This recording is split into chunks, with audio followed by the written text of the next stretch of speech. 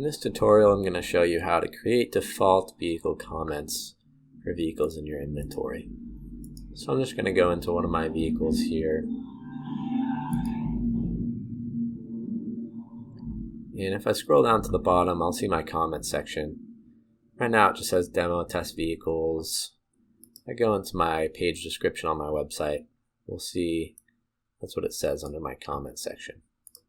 So whatever I write here for this vehicle is going to show up there. Now maybe I have something that I'm going to want to put on every single vehicle on my site, and that's where default comments are helpful.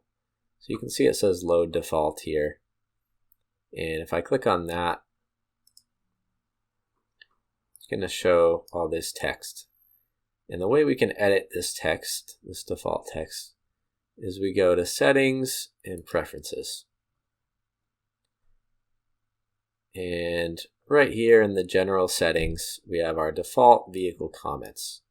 So whatever we put in this box, I'm just going to put sample vehicle comments.